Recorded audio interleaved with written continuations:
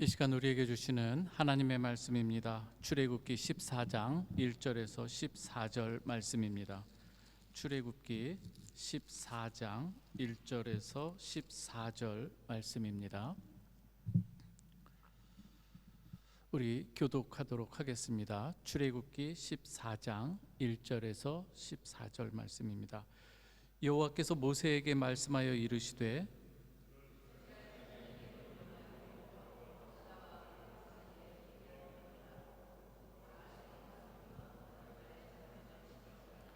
바로가 이스라엘 자손과 대하여 말하기를 그들이 그 땅에서 멀리 떠나 광야에 갇힌 바 되었다 하리라.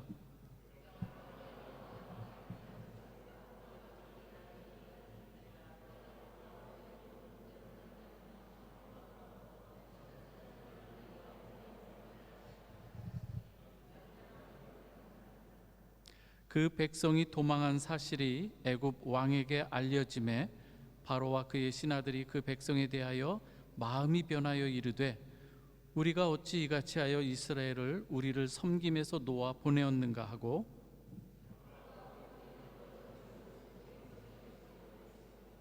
선발된 병거 600대와 애굽의 모든 병거를 동원하니 지휘관들이 다 거느렸더라.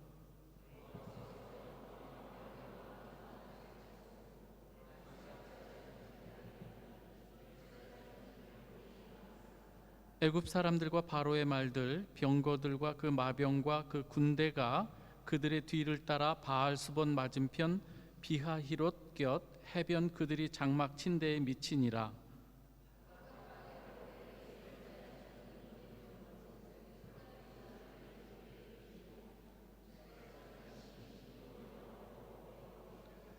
그들이 또 모세에게 이르되 애굽에 매장지가 없어서 당신이 우리를 이끌어내어 이 광야에서 죽게 하느냐?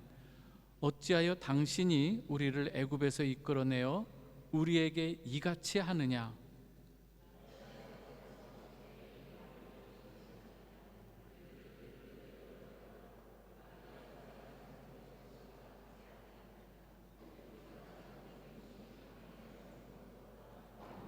모세가 백성에게 이르되 너희는 두려워하지 말고 가만히 서서 여호와께서 오늘 너희를 위하여 행하시는 구원을 보라. 너희가 오늘 본 애굽 사람을 영원히 다시 보지 아니하리라. 너희를 위하여 싸우시리니 너희는 가만히 있을지니라. 아멘. 주님께서 주신 말씀 같이 나누고자 합니다. 하나님께서 은혜를 베풀어 주시고 우리의 마음을 열어주시고 하나님의 뜻을 헤아리고 말씀에 순종하는 이 시간 되게 하옵소서. 예수님의 이름으로 기도합니다. 아멘. 혹시 오늘 이 자리에 나오신 여러분 중에 예수를 믿게 된 이후에 정말 예기치 못한 이 진퇴양난, 이 막다른 이 골목으로 이 코너에 몰리는 이 어려움으로 혹시 크리스천이 된 것을 후회해 본 경험이 혹시 있으신 분이 계신지요? 그럼에도 불구하고 이 자리에 나와서 예배 드린다고 한다면 그것은 분명 하나님의 인도하심인 줄 믿습니다. 여러분, 진퇴양난이라고 하는 것, 우리 외국에서 자란 학생들, 이 사자성어를 좀 공부하지 않은 학생들은 좀 어려울 수도 있습니다. 진퇴양난이라고 하는 것은 앞으로 나아가기도 어렵고 뒤로 물러서기도 어려운, 이러지도 저러지도 못한 그러한 이 상태, 그러한 이 상황을 진퇴양난이라고 하지요. 여러분, 이 전쟁에서 만약 어떤 지휘관이 그릇된 판단과 명령으로 인해서 진퇴양난에 빠지도록 하는 곳에 진을 치게 하였다고 한다면 나중에 그 지휘관은 책임을 면치 못할 것입니다. 그런데 오늘 이스라엘을 이 애굽으로부터 구원하신 여호와 하나님께서 오늘 이 본문 바로 앞에는 하나님께서 어떻게 이스라엘을 인도하시는가 하면 불과 구름 기둥으로 인도하신 하나님이라고 이렇게 기록을 하는데, 그 하나님께서 바로 이스라엘을 어디로 인도하는가 하면 마치 진퇴양난의 상황으로 아주 굳이 이끌어 가시는 이상한 명령을 하는 것으로 오늘 본문은 시작되는 거예요. 제가 한번 읽어볼게요. 여호와께서 1절 2절입니다. 여호와께서 모세에게 말씀하여 이르시되 이스라엘 자손에게 명령하여 돌이켜 바다와 믹돌 사이의 비하히롯 앞 곧 바알스본 맞은편 바닷가에 장막을 치게 하라. 하나님의 명령이에요. 근데 오늘 여기서 돌이키라고 해요. 진행했던 이 방향에서 turn to the back이에요. 돌이켜, 이 가던 방에서 돌이켜서 돌아오는 이것을 말하는 것인데요, 오늘 본문은 이 하나님께서 왜 굳이 진퇴양난의 장소로 돌이켜 이끄시는가, 그 목적은 무엇인지 우리가 살펴보면서, 또 우리가 살아가는 동안에 코너에 몰리는 상황, 진퇴양난의 이 어려움을 당할 때에 그렇다면 우리는 어떻게 하는 것이 최선의 모습인가에 대해서 오늘 말씀을 우리가 살펴보면서 듣기를 원합니다. 3절 4절을 보면은 여호와 하나님께서 이상한 이 명령을 내리시는데, 하나님께서는 명령을 내리신과 동시에 또 그 계획까지도 알려주세요. 누구에게? 이스라엘 백성에게요. 오늘 미리 이스라엘 백성에게 알리시는 요지가 무엇인가 하면은요, 첫 번째는 오늘 이 엉뚱한 곳에 장막을 치게 될 때 바로는 분명히 이렇게 생각할 거다. 바로는 어떻게 생각할 것인가 하면은 이스라엘이 그 땅에서 멀리 떠나 이 광야에 갇힌 바 되었다. 쉽게 말해서 야, 저들은 도간에 든 쥐다, 이렇게 오판하게 될 것이다, 이 말을 하는 거예요. 여기에다가 여호와 하나님께서는 어떤 계획을 세우는가 하면, 바로의 마음을 완악하게 할 때 바로는 그의 군대를 이끌고 그들의 뒤를 따라 추격해 올 터인데, 나 여호와는 그 바로와 그의 군대로 인해서 영광을 얻게 될 것이다. 오늘 이렇게 하나님께서는 계획을 세우신 거예요. 우리가 생각할 때 이해할 수 없는 명령이거든요. 거기 세우면, 거기에다 진을 치면은 안 되는 장소예요. 마치 손자병법의 이 전술에 보면 거기에 세우면 절대 안 되는 거예요. 여러분 삼국지 많이 읽어보신 분들도 알겠지만 그런 내용들이 많이 나와요. 근데 오늘 이해할 수 없는 이 하나님의 명령 뒤에는 무엇이 있었다고요? 여호와 하나님의 놀라운 계획이 있었다고 하는 것입니다. 하나님의 이 계획을 이스라엘 백성들이 모세를 통해서 들은 후에 예스로 응답하죠. 명령대로 바알스본 이 맞은편 바닷가에 장막을 치는 거예요. 군대의 진을, 군대라고까지는 아직 할 수는 없지만 이스라엘 백성, 출애굽한 이스라엘 백성들이 거기에 진을 치게 되는 것이죠. 5절에서 8절은 어떤 내용인가 하면, 드디어 애굽 왕 바로가 그 소식을 듣는 거죠. 하나님께서 계획하신 대로, 모든 것을 아신 우리 여호와 하나님께서 그 계획하신 대로 애굽 왕 바로와 그의 군대, 그 신하들은 하나님께서 예상한 대로 마음이 변하는 거예요. 그러면서 어떻게 이야기를 하는가 하면, 우리가 어찌하여 이같이 이스라엘 백성들을 우리의 섬김에서 놓아 보내었는가. 애굽의 왕 바로와 이 백성들은, 이스라엘 백성들이 그동안 노동력이었거든요. 자기들을, 애굽을 섬기는 노동력이었는데, 하나님께서 10가지 재앙을 애굽에 쏟을 때에 어쩔 수 없이 그들을 내보냈어요. 빨리 나가라. 마지막 10가지 재앙 때 바로의 왕부터 해서 모든 신하와 이 동물 초태생들이 모든 이 죽어나가는 일들을 경험하면서 얼른 내보냈거든요. 그런데 그들은 이 어미로운 여호와 하나님의 능력을 곧바로 잊어버린 채 어떻게 합니까? 다시 이스라엘 백성을 추격하기 시작하는 것이죠. 오늘 이렇게 후회하면서 선발된 병거, 선발된 병거라기보다 이 더 베스트 병거예요. 체리엇인데요. 그 모든 600대와 애굽의 모든 병거를 동원하고 이 지휘관들이 이제는 추격을 시작하는 것이죠. 여러분, 지금 바로의 모습은 어떠한 모습입니까? 여호와 하나님께서 놓은 이 미끼에 걸려드는 이 모습인 것이죠. 그동안 그토록 자신들의 노동력이었던 이스라엘 백성들을 내보냈다가 다시금 지금 후회하면서 그동안 자신들이 겪었던 그 혹독한 이 재앙도 잊어버린 채, 하나님의 능력이 어떠함도 잊어버린 채 완악한 마음 가운데 이스라엘을 지금 추격하는 어리석은 모습을 지금 보여주고 있는 것이죠. 오늘 제가 삼국지를 이야기를 해서 좀 그런데요, 여러분, 삼국지의 맹획의 7종 7금이라는 그 단어 아시죠? 우리 저 집사님은 이제 끄떡이셨어요. 맹획의 7종 7금이라는, 제갈량이 남방의 왕 이 맹획을 7번 잡았다가 놓아주죠. 그리고 다시 잡는 이러한 이 사건이죠.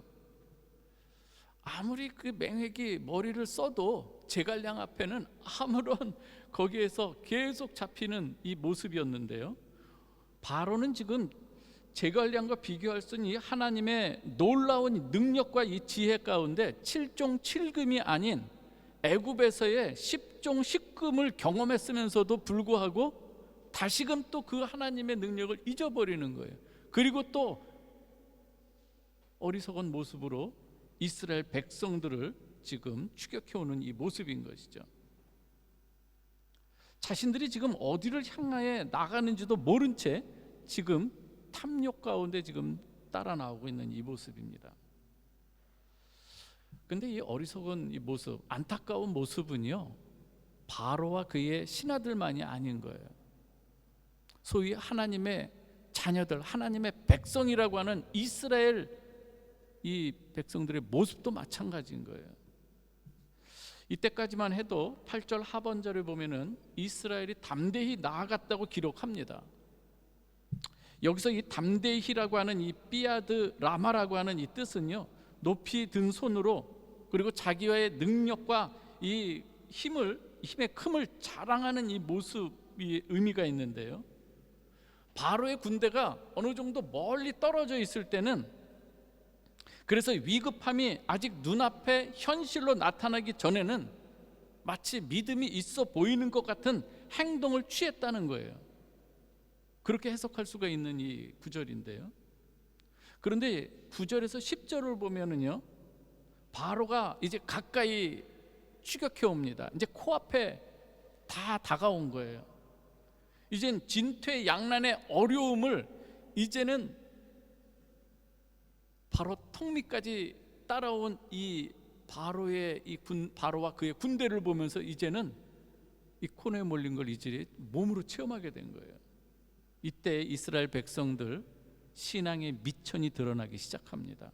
믿음에 얼마나 이 가벼운 이 모습이었는가, 참을 수 없는 존재의 이 가벼움처럼, 그렇죠?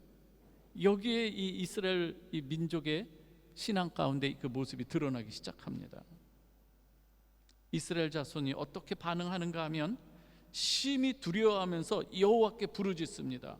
그리고 그동안 자신들을 이끌어왔던 모세를 향해서 원망의 말을 쏟아내기 시작합니다. 그 원망의 말을 한번 같이 읽어볼까요? 11절 12절입니다. 같이 읽어보겠습니다. 시작. 그들이 또 모세에게 이르되 애굽에 매장지가 없어서 당신이 우리를 이끌어내어 이 광야에서 죽게 하느냐? 어찌하여 당신이 우리를 애굽에서 이끌어내어 우리에게 이같이 하느냐? 우리가 애굽에서 당신에게 이른 말이 이것이 아니냐? 이르기를 우리를 내버려 두라. 우리가 애굽 사람을 섬길 것이라 하지 아니하더냐? 애굽 사람을 섬기는 것이 광야에서 죽는 것보다 낫겠노라. 이게 그동안 하나님께서 능력을 보여주시고 여기까지 인도해 줬던 이스라엘 백성들의 원망이고 지도자에게 보내는 탄식의 이 소리였던 거예요. 불평의 소리였다고 하는 것이죠. 얼마나 놀라운 하나님의 능력과 구원의 은총을 경험하고 체험했음에도 불구하고 새로운 위기에 처하자 하나님께서 그동안 보여주셨던 이 구원과 하나님 나라 그 비전이고 뭐고 애굽의 근성이 그대로 튀어나오고 있는 이 모습인 거예요. 여러분, 차라리 애굽 사람을 섬기는 것이 광야에서 죽는 것보다 낫겠다. 이 말을 들으시는 하나님의 마음은 어떠할까요?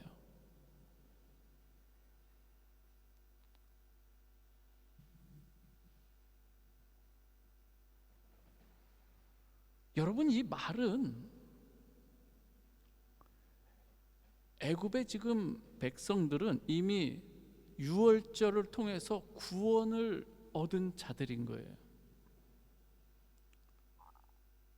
그런데 지금 이제 새로운 이 문제 앞에 자신들이 하나님께서 어떠한 마음, 어떠한 계획을 가지고 구원해 냈는지 하나님께서는 분명히 그들에게 약속의 땅을 이야기하고 제시하고 비전을 이야기해 주셨는데도 불구하고 그것과는 전혀 개의치 않는 이 모습이라고 하는 거예요. 낳으신 부모님 앞에 마치 어려운 이 상황에 처하자 왜 나를 이렇게 낳으셨어요? 차라리 낳지나 마시지. 이런 말과 다를 바가 없는 이 모습인 거예요. 차라리 어디서 밥비로 먹으며 사는 것이 더 낫겠다, 이 말을 하는 거예요. 지금 그 말을 듣는 부모라면 어떠하겠느냐 하는 거예요. 하나님 나라 비전을 제시했음에도 눈앞의 어려움으로 장차 비교할 수 없는 하나님께서 주시는 예비하시는 놀라운 영광과 비교할 수 없는 지극히 작은 고난 앞에 넘어지는 이 모습들이라고 하는 것이죠. 애굽의 노예가 차라리 낫다? 여러분, 혹시 마틴 루터 킹 목사의 유명한 연설 I have a dream을 여러분 아시는지요? 1963년 8월 28일 마틴 루터 킹 목사는 미국의 워싱턴 DC 링컨 기념관 발코니에서 워싱턴 기념탑을 보면서 연설을 하기 시작합니다. 루터 킹 목사는 흑인이었죠. 그러면서 그 일부에 이런 내용이 있어요. 나에게는 꿈이 있습니다. 언젠가는 조지아의 붉은 언덕 위에 옛 노예의 후손들과, 자신이 흑인이었잖아요. 그동안 이 노예로 붙잡혀왔던 이 사람들의 후손, 그리고 자신의 후손들도 얘기되겠죠. 그 후손들과 옛 주인의 후손들이 형제의 식탁에 함께 둘러앉는 날이 오리라는 꿈입니다. I have a dream. 그러면서 이야기를 합니다. 나에게는 꿈이 있습니다. 언젠가는 불의의 열기에, 억압의 열기에 신음하는 저 미시시피주마저도 자유와 평등의 오아시스로 변할 것이라는 꿈입니다. 나에게는 꿈이 있습니다. 저희의 4명의 어린 자식들이 피부색이 아니라 인격에 따라 평가받는 나라에서 살게 되는 날이 오리라는 꿈입니다. 나에게는 꿈이 있습니다. 지금 나에게는 꿈이 있습니다. 언젠가는 저 아래 엘라베마 주가 사악한 인종주의자들이 주지사가 늘상 주의 결정이 연방정부에 우선한다 하느니 연방법의 실시에 대한 거부권이 있다느니 하는 이 말만 반복하는 바로 그 엘라베마 주가 언젠가는 변하여 흑인 소년 소녀들이 어린 백인 소년 소녀들과 손을 잡고 형제 자매로서 함께 걸어갈 수 있게 되는 꿈입니다. 그러면서 이사야 40장 4절 5절을 인용하는데요. 어느 날 모든 계곡이 높이 솟아오르고 모든 언덕과 산은 낮아지며 거친 곳은 평평해지고 굽은 곳은 곧게 펴지고 하나님의 영광이 나타나 모든 사람들이 함께 그 광경을 지켜보는 꿈입니다. 이것이 저희의 꿈이고 소망입니다라는 거예요. 아브라함 링컨이 노예 해방을 표방한 지 한 100년 되는 그 시점인데, 이 놀라운 비전을 이루기까지는 결코 쉽지 않은 여정이 있었던 거예요. 이러할 때에 이러한 놀라운 비전을 보면서 나아가는 사람이 있는가 하면 누군가는 너무나도 그 과정이 힘들고 어렵기 때문에 자유의 소중함을 알지 못하는 이러한 이 사람들은 차라리 그냥 옛 주인의 집에서 노예로 살면서 그냥 그가 주는 이 밥을 먹고 사는 것이 차라리 낫겠다, 이렇게 말하는 이 모습이라고 하는 거예요. 오늘 출애굽한 이스라엘 백성들이 갖고 있는 아직 버리지 못한 이 노예 근성이 오늘 남아 있다고 하는 것이죠. 사실 여러분,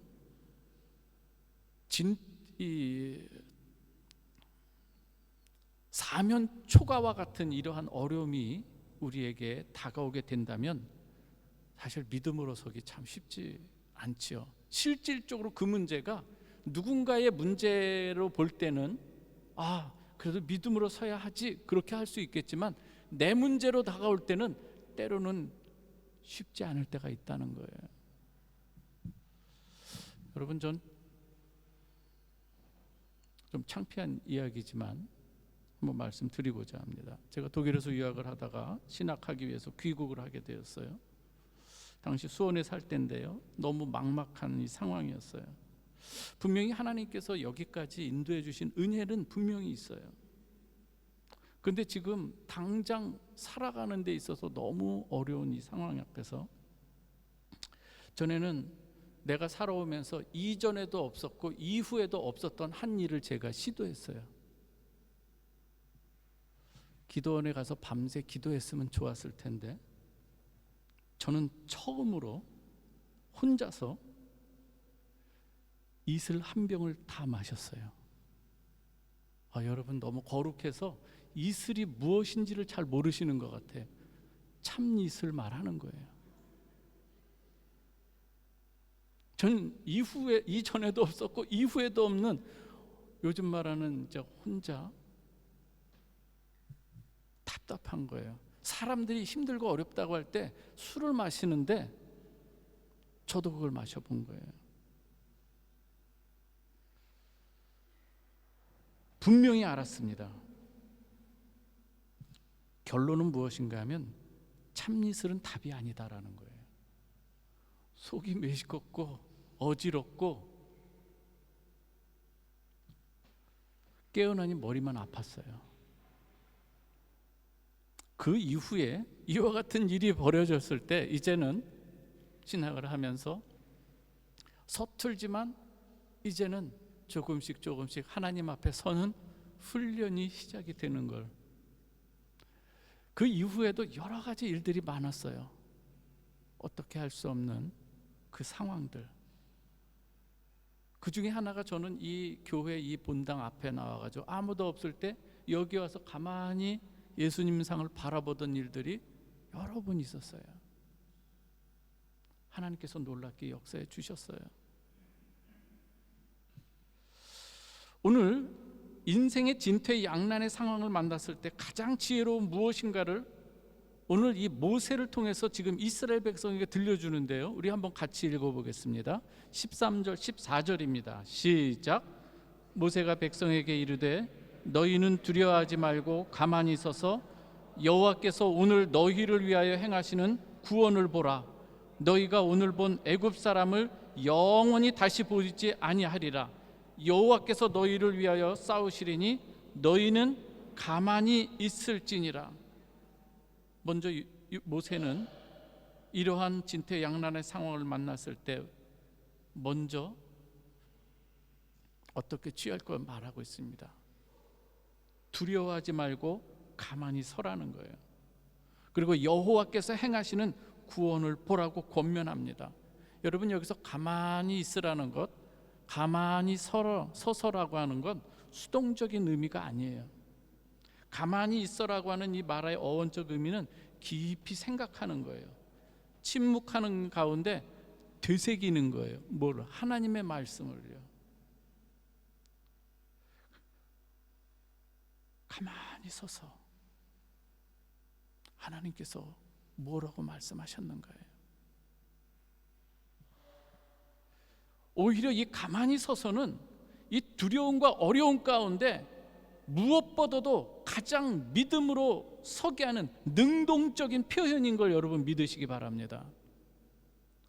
이스라엘 백성이 두려움 가운데서 가만히 서서 붙들어야 약속이 있었어요. 하나님께서는 이미 코너로 모시면서 그들에게 주신 약속이 있었단 말이에요. 4절에 보면 그 이야기가 나오지 않습니까? 하나님의 계획 가운데 내가 그와 그의 온 군대로 말미암아 영광을 얻어 애굽 사람들이 나를 여호와인 줄 알게 하리라 분명하게 말씀해 주셨거든요. 근데 우리는 잊어버려요. 주님께서 제자들에게 장차 예루살렘에 가서 고난을 받고 죽은 뒤에 죽임을 당한 후에 사흘 만에 살아나리라 여러 번 말씀하셨어요.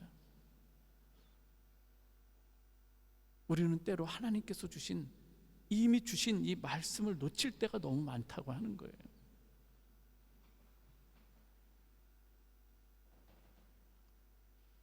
하나님의 약속을 붙들고 이제는 애국 군대를 바라보고 낙심하던 그 시선을 돌려서 이제는 그들로 너희를 위하여 행하시는 여호와 하나님의 구원을 보라고 시선을 옮기라고 말하고 있는 것이죠.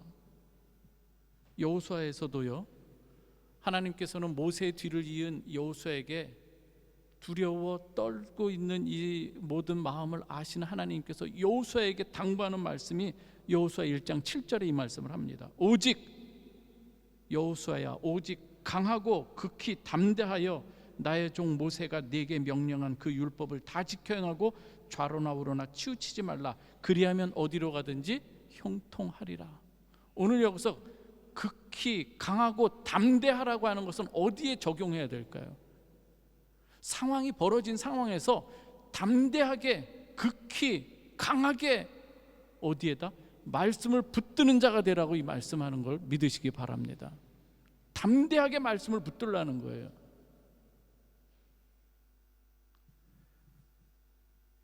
빌립보서 4장 6절에서 7절에 사도 바울도 그럽니다.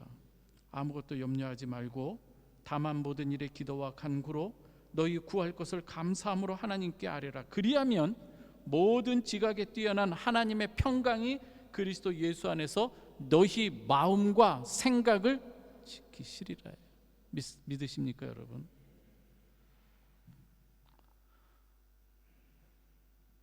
이스라엘 백성과 바로와 그의 군대는 어떻게 되었을까요 여러분? 15절에서 31절 여러분들이 그 잘 아는 홍해 도하 사건인 거예요.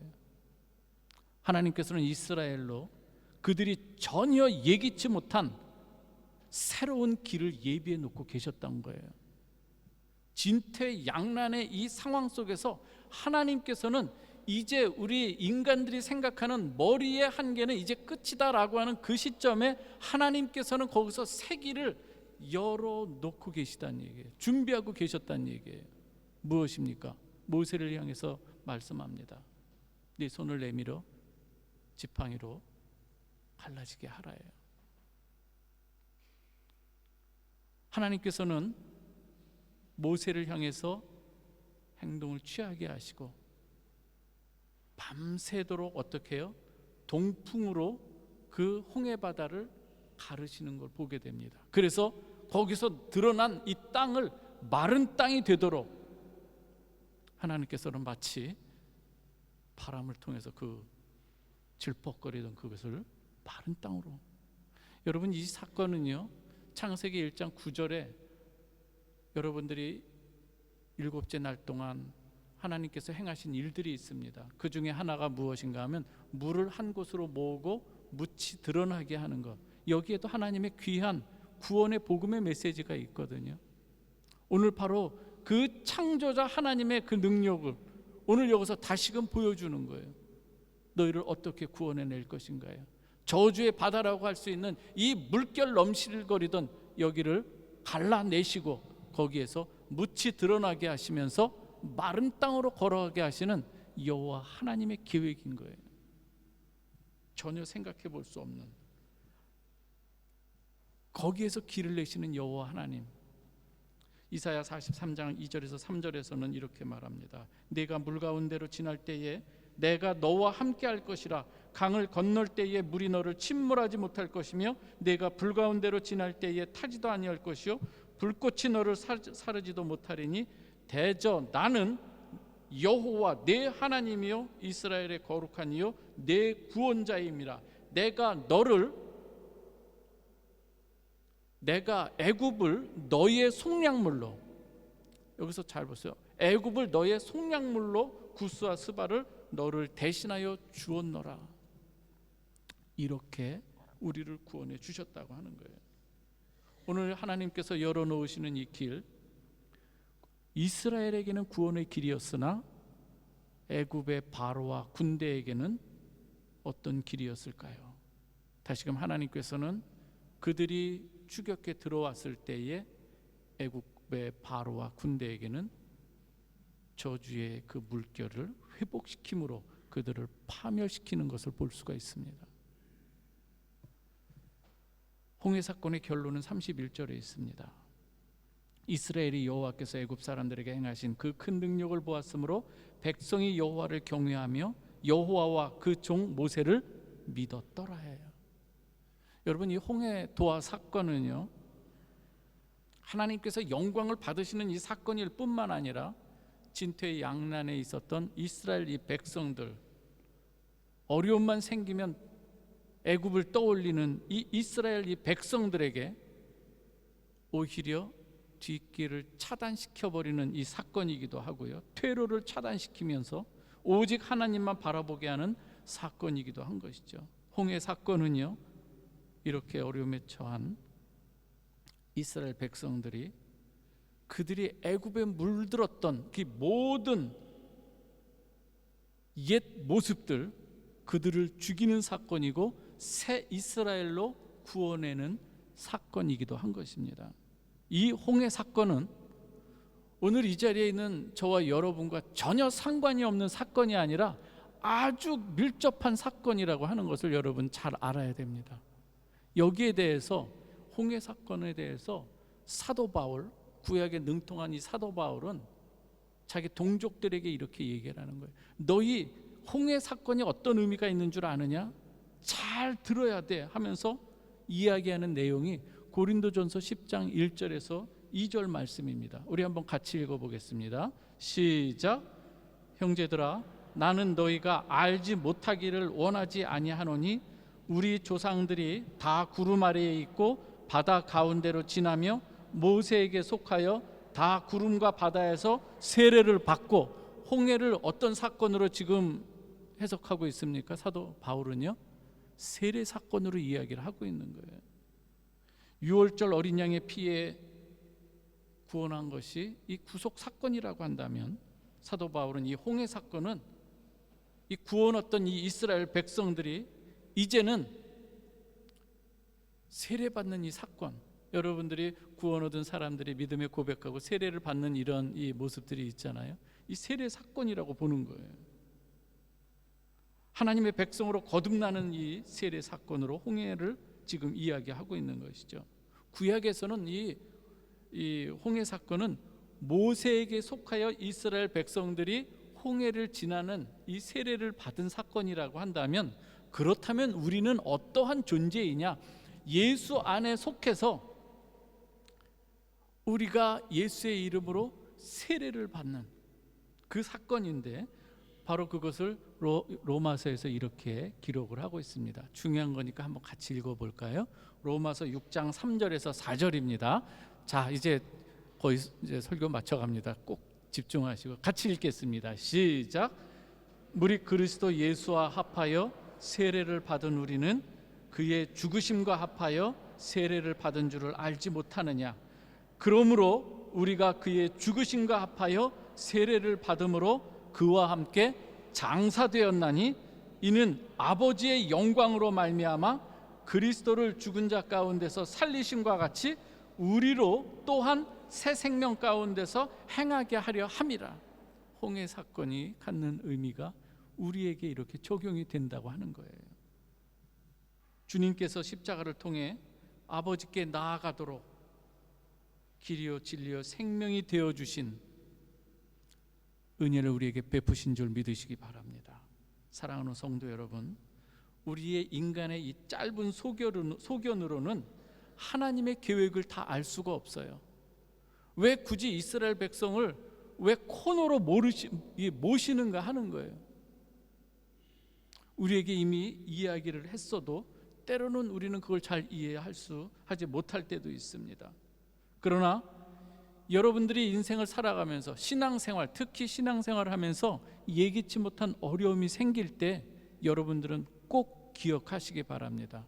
그 이면에 하나님께서는 여러분들을 위한 특별한 계획이 있음을 믿으시기 바랍니다. 우리를 파멸이 아닌 더욱 하나님의 백성으로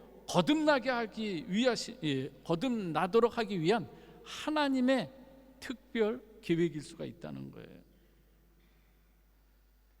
신앙의 여정 중에서 이런 어려움들을 만나게 될 때 여러분 절대 뒤돌아보지 마시기 바랍니다.